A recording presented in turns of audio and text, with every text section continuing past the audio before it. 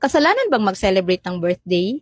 Ito yung topic na request ng pinsan kong Jehovah's Witnesses din since birth pero ngayon ay gusto na niyang mag-Catholic. Kasi sa mga saksi ni Jehovah, bawal talaga sa kanila ang mag-celebrate ng birthday. Pero lilinawin ko lang po if ever man na may mga saksi na nakapanood nitong video natin ngayon. Nirerespeto po namin ang rule ng organization ninyo. At nirerespeto ko po ang inyong dahilan kung bakit hindi kayo nagse-celebrate. Hindi naman dyan nakabase ang ating kaligtasan dahil ang turo ng simbahan ang pag-celebrate ng birthday ay optional lamang. Pwede kang mag-celebrate, pwede ding hindi. Huwag po nating husgahan ang isa't isa dahil lang sa pinili ng iba na mag-celebrate at ang iba naman ay hindi.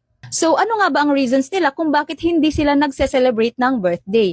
Una, dahil ito raw ay selebrasyon ng mga pagano. Mababasa natin sa Genesis chapter 40 verse 20 na si Haring Paraon ay nag-celebrate ng kanyang birthday at sa mismong selebrasyon ng kaarawan niya ay pinugutan niya ng ulo ang kanyang ilang mga alagad. Mababasa din sa Mateo na si Haring Herodes ay nag-celebrate ng kanyang kaarawan at sa araw ng selebrasyon ay pinugutan niya ng ulo si Juan Bautista bilang regalo sa kahilingan ng dalagang sumayaw sa harap niya. Sinasabi nila na masama daw ang impression ng Biblia sa mga birthday celebrations dahil sa mga pangyayaring yan.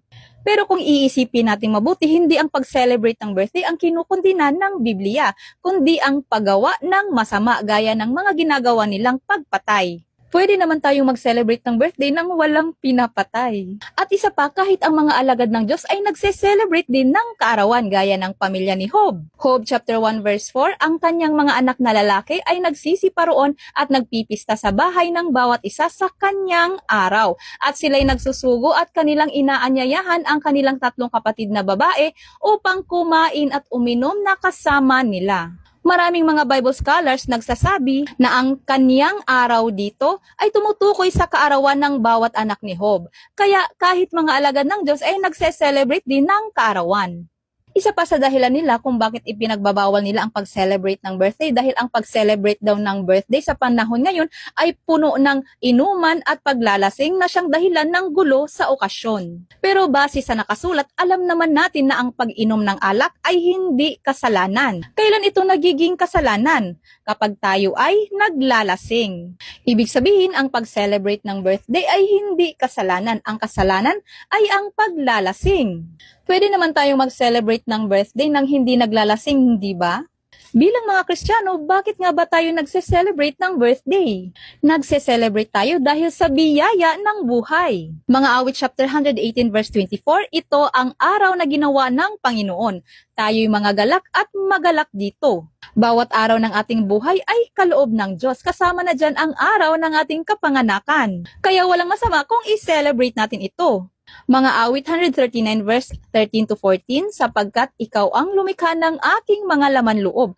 Pupurihin kita sapagkat ako'y kakilakilabot at kagilagilalas na nilalang. Dahil nilikha tayo ng Diyos ng may layunin, maaari tayong magpasalamat at magalak sa ating buhay. Roma chapter 14 verse 6, ang nagpapahalaga sa isang araw ay nagpapahalaga rito alang-alang sa Panginoon. Ang kumakain ng anuman ay kumakain niyon alang-alang sa Panginoon sapagkat nagpapasalamat siya sa Diyos. Ipinapakita dito na ang pag-observe ng special day ay tama.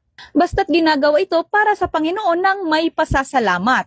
Unang Korinto chapter 10 verse 31, kaya nga kung kayo man ay kumakain o umiinom o ano man ang inyong ginagawa, gawin ninyo ang lahat sa ikaluluwalhati ng Diyos. Kahit na isang simpleng handaan o selebrasyon, maaari itong maging papuri sa Diyos basta ba ang purpose ay para sa Kanya.